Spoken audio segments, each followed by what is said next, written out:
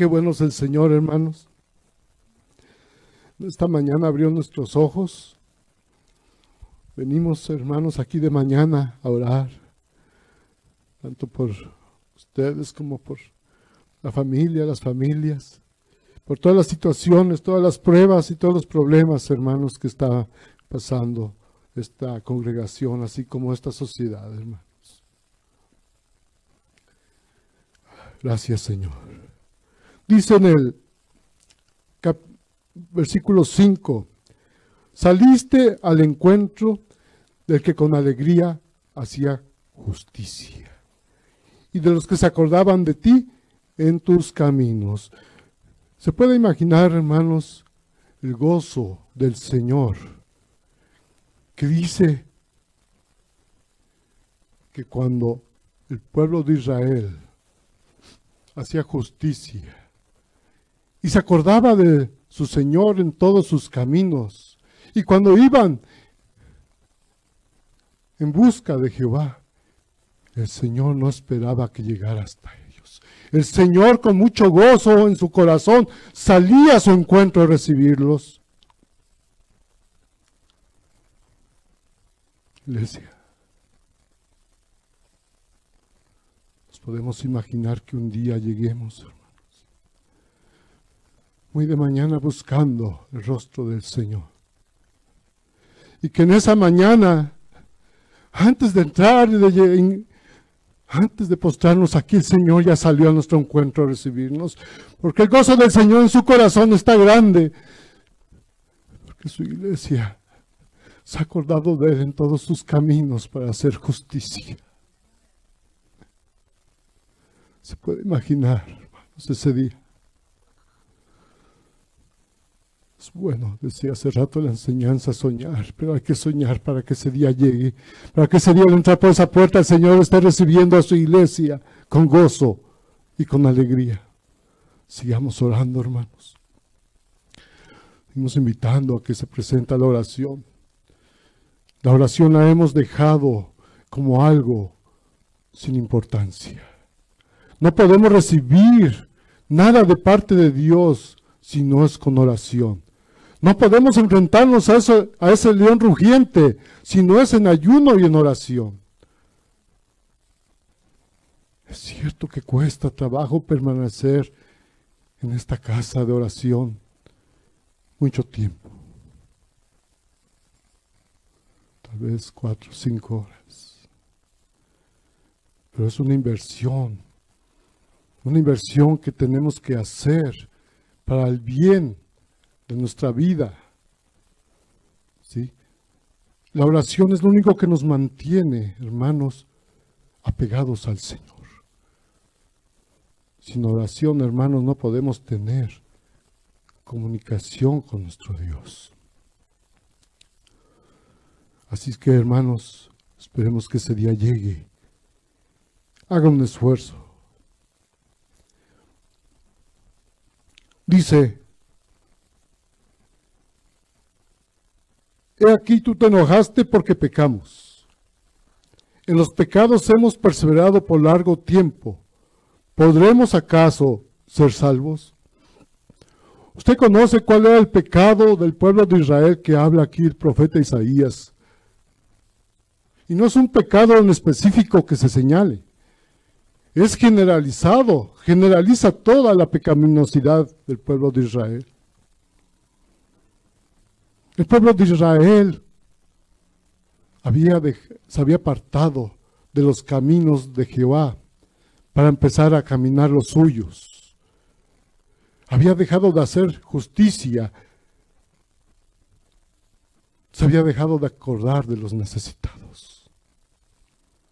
Pero ese no era el motivo por el cual, o lo único por el cual el Señor se había enojado contra el pueblo de Israel. Sino que el pueblo había perseverado en sus pecados, habían insistido en seguir haciendo el mal lejos del camino del Señor. Fue cuando la ira de Dios se encendió. ¿Por qué? Y fíjese lo que dice acá. ¿Por qué? no se acordaban de Jehová en los caminos de Jehová. Aquí no está hablando de que se habían acordado de Jehová en sus caminos, sino estando en los caminos de Jehová, se habían olvidado del Señor. Se habían olvidado ya de Dios. Se habían apartado de su Dios. Ya no se presentaban delante de su Dios para pedir dirección, sino con su dirección ellos buscaron su propio camino.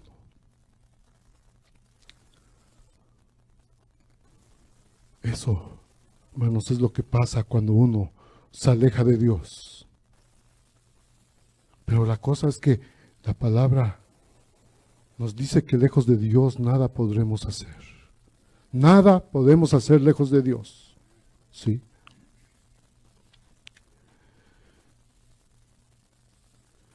Y aquí tú te enojaste porque pecamos.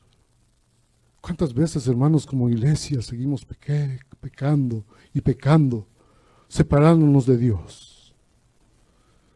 Parece que hacemos lo correcto. Parece que estamos bien.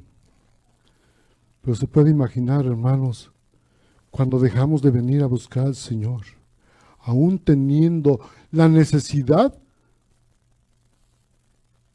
física, la necesidad espiritual, aquella necesidad con la que nuestra alma clama por el Señor. Pero ya dejamos de oír esa necesidad. Ya dejamos de percibir la naturaleza divina. Y empezamos a vivir una decadencia moral lejos de Dios. Eso es lo que le había pasado al pueblo de Israel. Porque ya lejos de Dios, lo único que había era iniquidad, injusticia, desolación.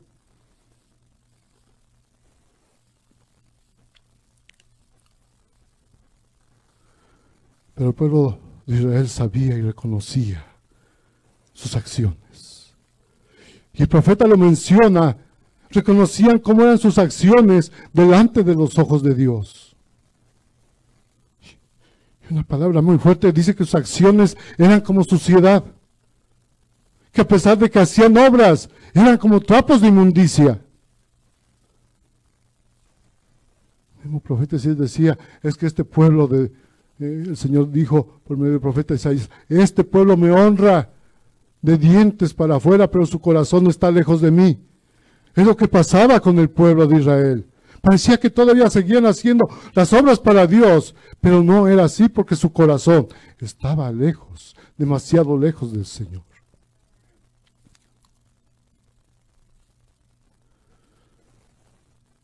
Es algo triste que a veces parece que hacemos mucho para el Señor. Subimos y bajamos, hacemos y deshacemos, pensando que estamos glorificando al Señor cuando no es así. Qué feo es oír cuando el Señor dice, no, todo lo que haces son como trapos de inmundicia. Qué triste es y qué terrible es vivir lejos de Dios. Dice, si bien todos nosotros somos como suciedad, y todas nuestras justicias como trapos de inmundicia. Y eso pasa, hermanos, ¿por qué? Por dejar de caminar en los caminos del Señor. Y todavía después de eso, hermanos, llegó algo a su mente y que se preguntaban, ¿y podremos ser salvos? Nosotros nos podremos preguntar, como el pueblo de Israel, cuando nos separamos de Dios, ¿acaso podremos ser salvos? Hermanos, el mejor consejo que hay para permanecer en los caminos del Señor, óigalo bien, en los caminos del Señor, no en nuestros propios caminos. Proverbios, capítulo 3,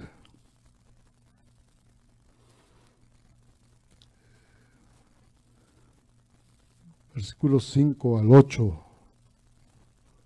Estas personas empezaron a apoyar en sus propios pensamientos, en sus decisiones. Tal vez no les gustaban las decisiones ni los pensamientos que Jehová tenía para ellos. Pero este es un consejo que Dios nos da. Dice el versículo 5, fíate de Jehová de todo tu corazón y no te apoyes en tu propia prudencia. Iglesia, se necesita que pongamos a Dios primero en todas las cosas. ¿Sí? Necesitamos poner a Dios primero antes que nuestras cosas, antes que a nosotros mismos. Pongamos a Dios primero, porque si nos ponemos primero, entonces estamos separándonos de la mano del Señor. En el versículo 6 dice, reconócelo en todos tus caminos y Él enderezará tus veredas. Hermanos, no importa cuán chuecas, cuán torcidas estén tus veredas. Reconoce a Dios en todos tus caminos. Reconoce los caminos de Dios, porque de que endereza tus veredas el Señor, las endereza. Para el Señor nada es imposible, solamente que tú reconozcas al Señor.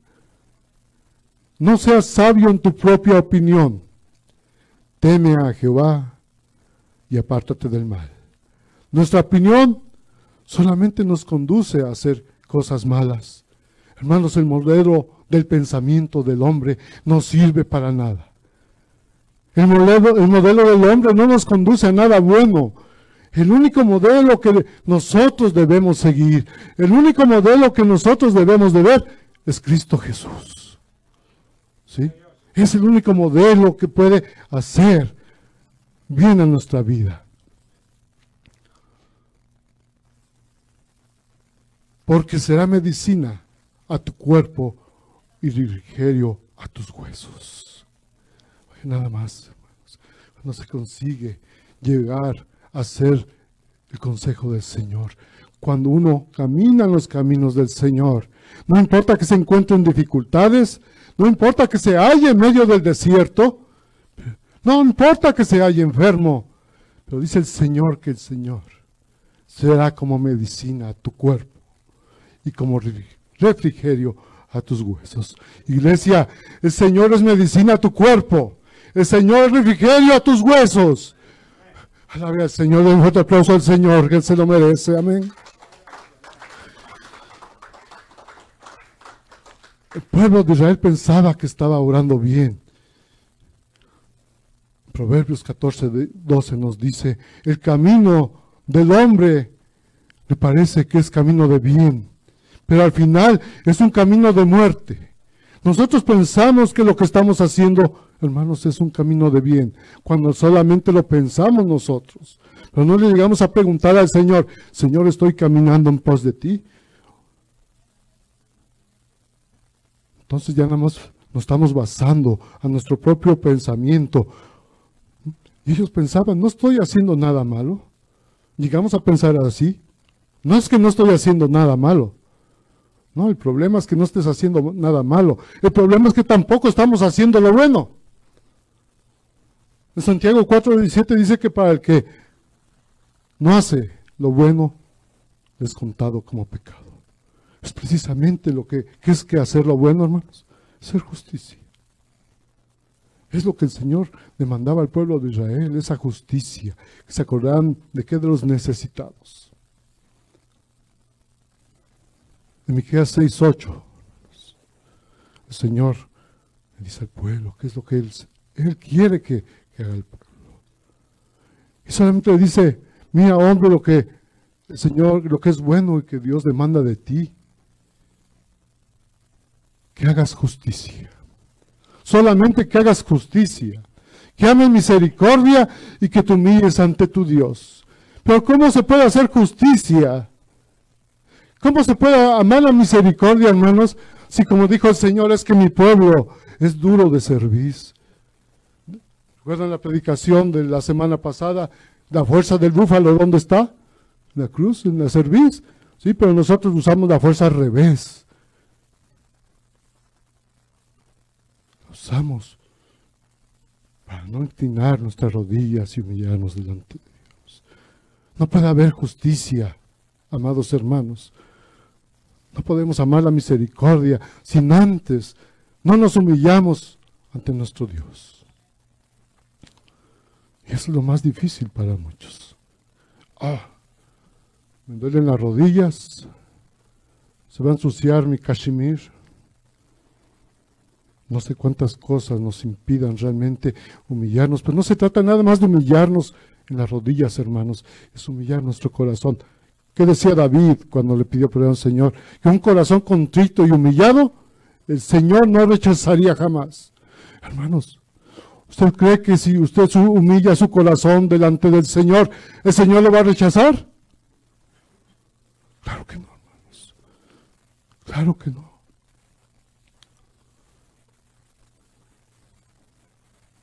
Solamente hacer justicia. Y eso es lo que el pueblo de Israel había dejado de hacer. Para apartarse, vivir apartado ¿de qué? De los caminos del Señor. Dice, nadie hay que invoque tu nombre, que se despierte para apoyarse en ti. Imagina, ya no había nadie que invocara el nombre de Jehová. Ya no había nadie que invocara el santo y bendito nombre de Jehová.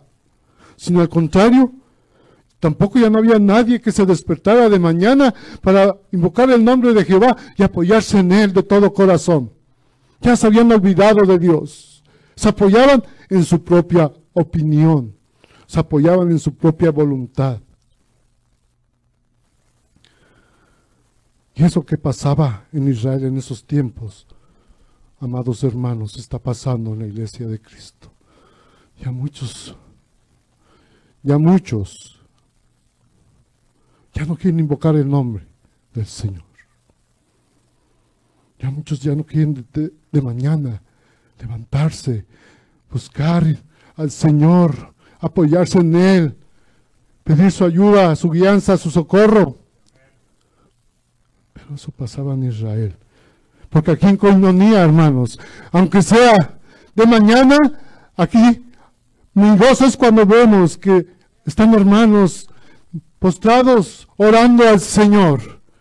Todavía en Koinonia hay quien invoque el nombre del Señor de mañana. ¿Sí? Y ya viene acá precisamente, hermanos, venimos a orar, venimos a suplicarle al Señor por aquellos que se han perdido, que los halle, por aquellos que se han salido del camino, que los traiga de vuelta, por aquellos que tienen necesidad del Señor, que llene esa necesidad, porque a nosotros no nos deje salir del camino para que la maldad nos alcance, para que no nos deje salir de ese pensamiento que es de Él, no de nosotros. ¿Sí? Va a seguirlo buscando día y de noche, a toda hora, hermanos. ¿Usted cree que basta con venir cada 8 días ahora? Este lugar, hermanos, fue abierto y se llama casa de oración. Este lugar era para que todos los días hubiera aquí súplica, hubiera clamor al Señor. Era para que todos los días por lo menos 2 o 3 hermanos estuvieran suplicando al Señor. Pero ¿qué ha pasado? Está mejor la comodidad.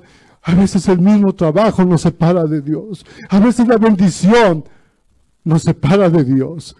Nos bendice con un trabajo, pero el cansancio es mejor el descanso que venir a buscar el descanso en los brazos de Dios. No es que vengo cansado. Allá en tu casa no vas a hallar descanso para tu alma. Es en este lugar.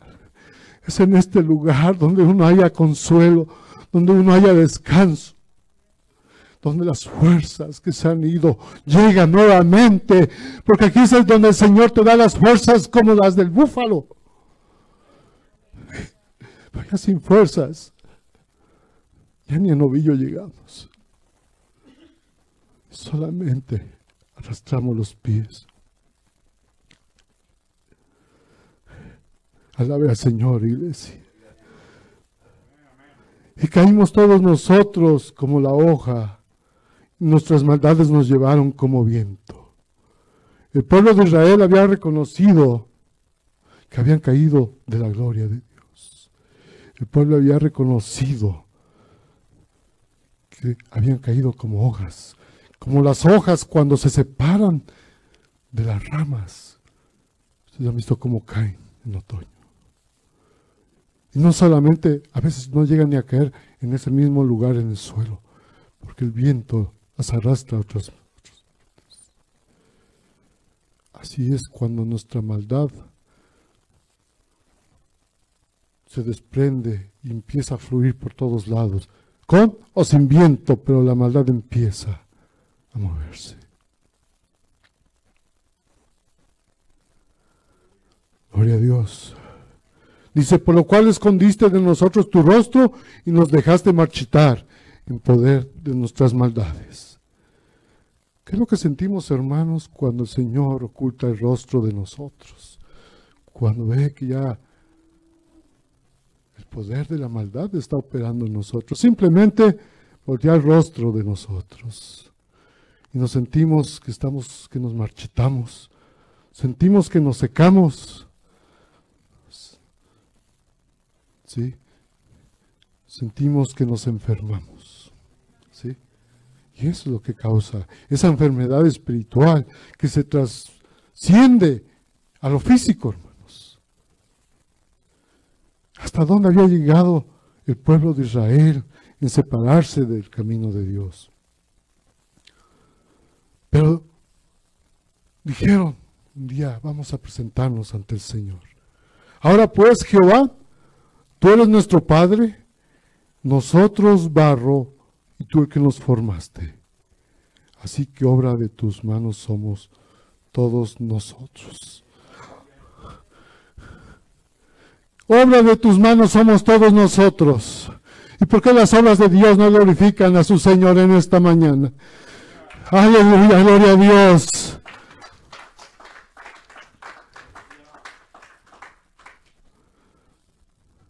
Ahora, pues, Jehová, tú eres nuestro Padre. Ahora sí se acordaron que tenían Padre. Pero antes no. Antes andaban en sus caminos. Pero cuando sintieron que se estaba marchitando, también entró un pensamiento preocupante en su corazón. Y así podremos ser salvos. Y se presentaron ante el Señor y dicen, es que tú eres nuestro Padre, nosotros somos barro y tú eres el alfarero, tú nos formaste, tú nos creaste. No te enojes sobremanera, Jehová, ni tengas perpetua memoria de la iniquidad. Y aquí mira, ahora pueblo tuyo somos todos nosotros. Ahora pues, Jehová, tú eres nuestro Padre y nosotros barro. El Señor es el alfarero y el pueblo de Israel decía, nosotros somos barro. En Romanos 9:21 dice, ¿acaso no tiene potestad el alfarero sobre el barro? Para hacer de la misma masa, óigalo bien, de la misma masa, un vaso para honra y un vaso para deshonra. El pueblo de Israel sabía que se habían convertido en un vaso de deshonra para el Señor. Porque solamente había injusticias, ya no había temor de Dios en su vida. Ya no buscaban a Dios. Eran un vaso de deshonra. Y estos vasos sucios, raspados y rotos, buscaron al alfarero para ver si podía darles una compostura. Como dicen por ahí, a ver si les podía dar una manita de gato. No, Dios no hace una manita de gato. Dios restaura todo lo que está sucio, Dios restaura todo lo que está raspado y Dios restaura todo lo que se ha roto. Dios tiene poder para hacerlo, aleluya. Al igual que los israelitas, que eran vasos de barro, amados hermanos, así somos todos nosotros, vasos de barro. Segunda de Timoteo 2:20 dice así, pero en una casa grande no solo hay utensilios de oro y plata, sino también de madera y de barro. Y unos son para usos honrosos y otros son para usos viles. ¿Cuáles son los vasos honrosos? son aquellos que se encuentran limpios, son aquellos donde el Señor deposita su poder. ¿Sí? Es donde el Señor pone su tesoro. Segunda de Corintios 4:7 dice, ¿verdad? Que nosotros somos vasos donde el Señor deposita ese tesoro. Pero no olvidemos que la excelencia del poder es de Dios, no es de los vasos. El poder es de Dios. Únicamente lo deposita en esos vasos de barro limpios.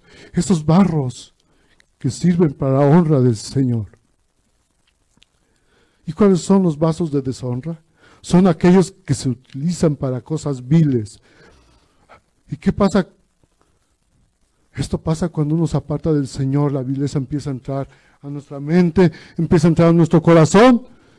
Y esos vasos se vuelven vasos de deshonra, porque ya no pueden ser usados por el Señor. Hermanos, hoy ya no se usa, pero en varias partes, si se transporta ahí, si usted viviera y en su hogar tiene que almacenar agua para tomar, agua pura, agua cristalina, fresca. Y usted tiene vasijas, no sé de dónde la traiga, y las va a poner ahí para empezar a usar esa agua, para usarla.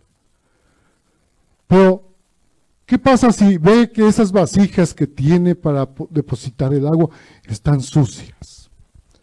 ¿Usted pondría el agua ahí y luego tomar de esa agua? No. Usted primero iría a lavar esa vasija, dejarla limpia.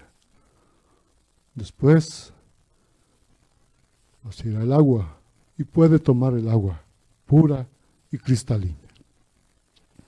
Y si usted viese que algunas vasijas están rotas, usted pondría agua en esa vasija.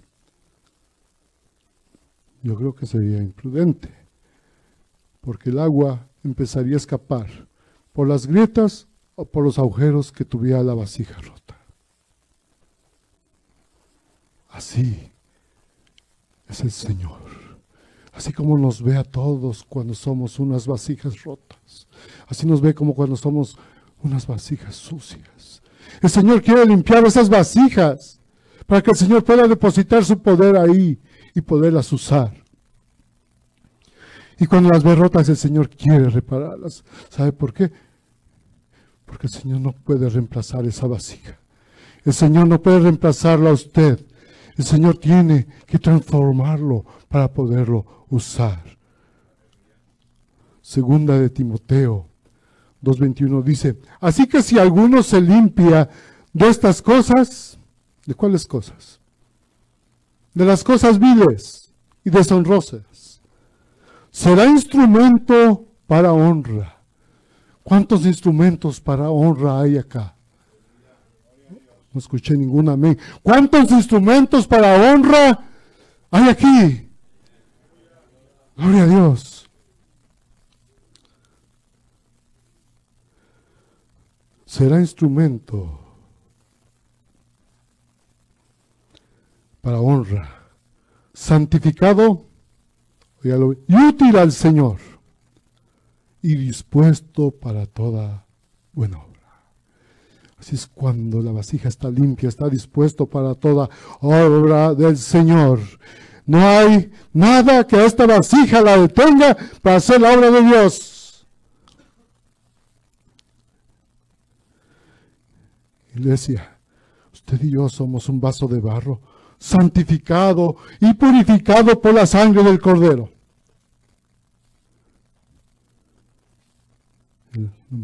Iglesia, usted y yo somos una vasija que fue purificada y santificada por la sangre de Cristo. Amén. Un fuerte aplauso al Señor, hermanos. Sí, porque el Señor no vio cómo estaba esa vasija. No le importó si estaba sucia, el Señor de su sangre la limpió. El Señor con su sangre la purificó. ¿Por qué? Porque el Señor quiere que esa vasija sea útil a Él para toda buena obra.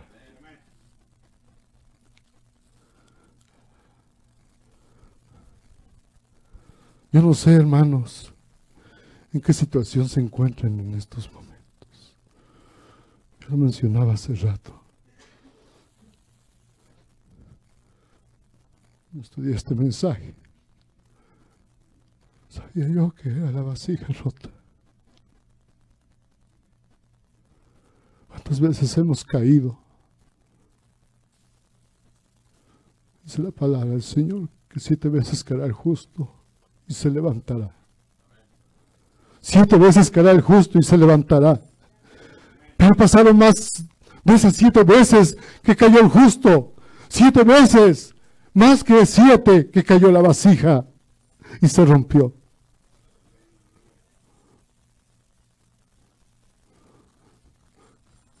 Que tuvo que buscar ya al alfarero. Y el alfarero le restauró esa grieta. Y volvió a caer. Y el alfarero le puso otro parche.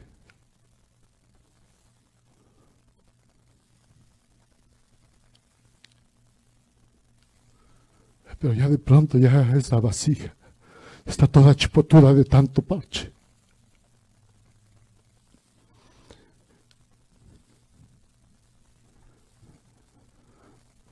Hermano Rey, si me puede ayudar para ministrar. Dios bendiga la vida de nuestro hermano. Jeremías 18, del 1 al 6. Escucha, iglesia, lo que Jehová habló al profeta Jeremías. Palabra de Jehová que vino a Jeremías diciendo: levántate y vete a casa del alfarero, y allí te haré oír mis palabras. Y descendí a casa del alfarero, y aquí que trabajaba sobre la rueda. ¿Sabe cuál es la rueda? Donde el alfarero moldea todo el barro. Y la vasija de barro que él hacía se echó a perder en su mano. Y volvió y la hizo otra vasija, según le pareció mejor hacerla. Entonces vino a mí palabra de Jehová diciendo: el alfarero dice: oh casa de Israel, dice Jehová, he aquí que como barro en la mano del alfarero, así sois vosotros en mi mano, casa de Israel. Este altar está abierto, hermanos. Oh iglesia, dice el Señor, no podré yo hacer de vosotros como este alfarero, oh casa coinonía, dice Jehová.